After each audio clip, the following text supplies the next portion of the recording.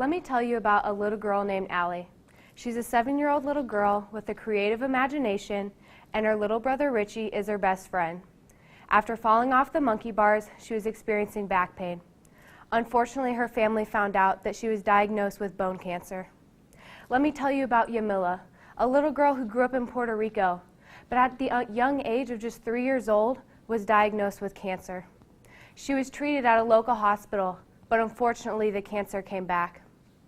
And meet Mac, who was 5 years old when he was hospitalized for a month, experiencing leg pains that the doctors assumed to be a bone infection.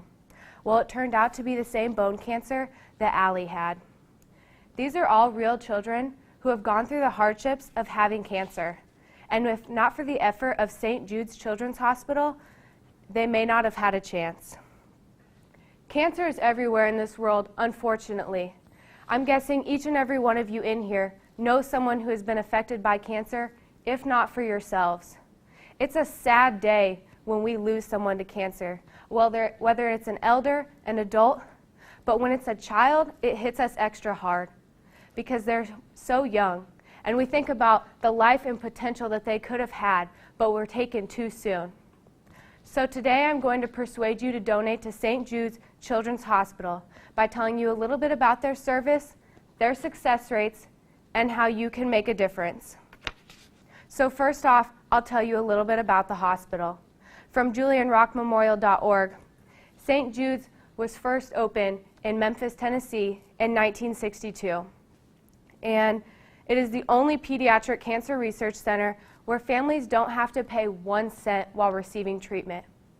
Although the daily cost to run St. Jude's is approximately $2.2 million and is mostly funded by public contributors. It is the first institution established solely to research and provide treatment for life-threatening childhood diseases, mostly cancer. The hospital also sees 7,800 patients a year, most on an outpatient basis. Now that I told you a little bit about the hospital, let me tell you about their amazing strides of success. The overall cancer survival rates for children were a little less than 20% when they opened in 1962 and have now risen today to 80%. Acute lymphoblastic leukemia is the most common form of childhood cancer, and thanks to the efforts of St. Jude's and their research, their survival rate is now 94% for that cancer. They are trying to drive the overall cancer survival rate from 80% now to 90%. St. Jude says they will not stop until no child dies from cancer. From stjude.org.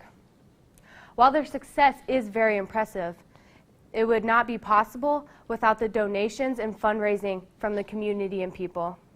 The donations are very important to this hospital, and I urge you to be a part of it. 75% of all of the costs covered are public contributors. I think everyone here could afford to give to a charity like this, even if it's only $1. And if you're thinking to yourself that things are tight and you have no idea how you could have a few dollars to give to this charity, let me give you a few ideas. From an article on BusinessInsider.com. Did you know that Americans spend $29 billion on candy a year? The next time you go to the store, you could put that candy bar back and instead help change a life by donating to St. Jude's. Did you know that Americans spend $44 billion on tobacco a year? You could try buying maybe 1 pack less a week starting there, and you could help further cancer research for children and even better your own health. And a whopping $76 billion are spent on soda each year. If you chose not to have a soda with your lunch and instead save that money to donate to a charity like St. Jude's, you could be making a difference.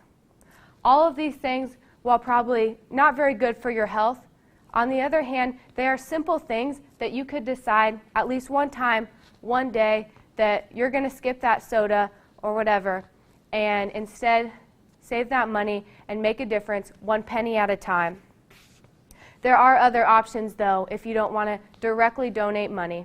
You can join or start a fundraiser for St. Jude's. There is also a marathon and bike race that takes place in Memphis, Tennessee each year that you could go and participate in. You can also come up with your own fundraisers. If you have a hobby that you're really passionate about, you can start a fundraiser for that and raise money for St. Jude's. There's also volunteering opportunities. If you ever find yourself living around that area, I urge you to take advantage of that and volunteer. But to wrap things up, I told you a little bit about St. Jude's and their hospital, their success rates, and how you can make a difference. I urge you now to go out and help.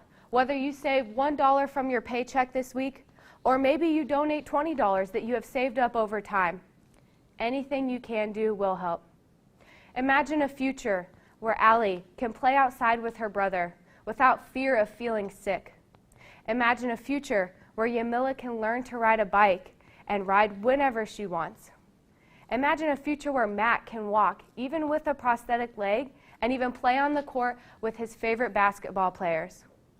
All of these dreams were made realities thanks to the efforts of St. Jude's. I urge you now to go be a part of making the difference. Thank you.